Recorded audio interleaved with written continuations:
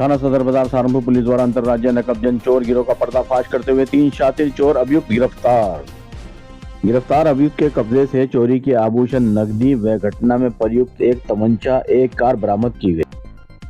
गिरफ्तार करने वाली पुलिस टीम में प्रभारी निरीक्षक सुबेश सिंह, थाना सदर बाजार सहारनपुर, उप निरीक्षक रविंदर सिंह, उप निरीक्षक सुशील कुमार, उप निरीक्षक Devendra Adhana, head constable Kuldev, head constable Sachin, head constable Kapil, head constable Sumit, head constable Manoj, head constable Amarpal, constable Ajay Tomar, constable Vishal, थाना सदर बाजार सहारनपुर शामिल रहे। इसके साथ ही गिरफ्तार करने वाली पुलिस टीम को सहारनपुर वरिष्ठ पुलिस अधीक्षक की ओर से पुरस्कार दिया जाएगा।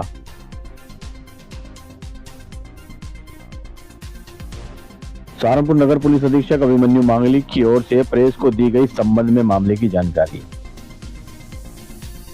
दिसंबर 2024 को खलासी लाइन में एक घर था, उसके वादी के द्वारा सूचना दी गई थी कि दोपहर में 12 से 3 बजे के बीच में जैसे ही वो और उसकी वाइफ वहां से घर को खाली छोड़ के गई थी, तभी उनके घर में चोरी हुई। कम से कम 3 से 4 ताले जो लगे हुए थे घर पे, वो सभी तोड़ के ताले समेत उनका सामान भी जिसमें कुछ नकदी और ज्वेलरी थी वो वहां से चोरी कर ली गई थी। पुलिस को सदर बाजार पुलिस को इस गैंग के अनावरण के लिए निर्देशित किया गया था और इसी क्रम में काफ़ी सीसीटीवी फुटेजेस देखी गई थी। सीसीटीवी फुटेज में हमारे पास एक i10 गाड़ी जो कि क्लियर हो गई थी और एक मेन चोर जो घर के अंदर घुसा था उसका हमारे पास चेहरा और हुलिया सब चीज़ क्लियर हो गई थी। उसी गाड़ी को हमने ट्रैक करते करते कम से कम 70 से 80 सीसीटीवी कैमरे गए और देखा गया कि चोरी करने के बाद ये लोग यमुनानगर गए थे और चोरी करने से पहले ये करीब देवबंद के बाद बड़गांव और पूरा ही शहर देखते हुए इन्होंने जहाँ पे घटना की है इन्होंने जिस घर पर वहाँ पर पहुंचे। उसके बाद हमारी टीम को जब गाड़ी का सही नंबर मिला तो वो हापुड़ की गाड़ी ट्रेस हुई।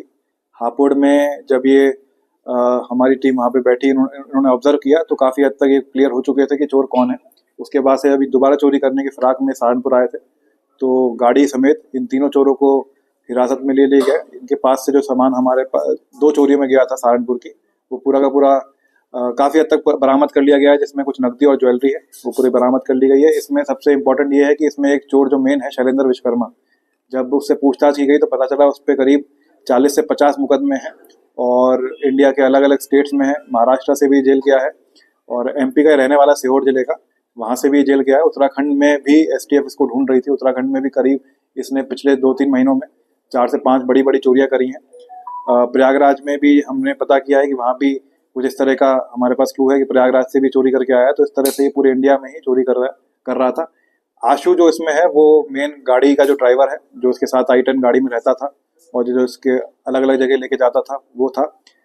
ये नंबर प्लेट भी बदली किया करते थे गाड़ी की, जिससे इनकी गाड़ी कभी भी टोल में ट्रैक ना हो पाए। और सबसे बड़ी बात थी कि जिस जिले में चोरी करते थे उस जिले के ही नंबर प्लेट बनवा लेते थे और अपनी गाड़ी पे नंबर प्लेट लगाकर, जिससे कोई उन पे शक ना करे बाहर की गाड़ी होने की वजह से, तो ये चोरी क्या करते थे। ये बाहर के रहने वाले थे, लेकिन बिक्री जो है किस तरीके से करते थे? जी, जो शैलेंद्र विश्वकर्मा है बहुत ही प्रोफेशनल चोर है।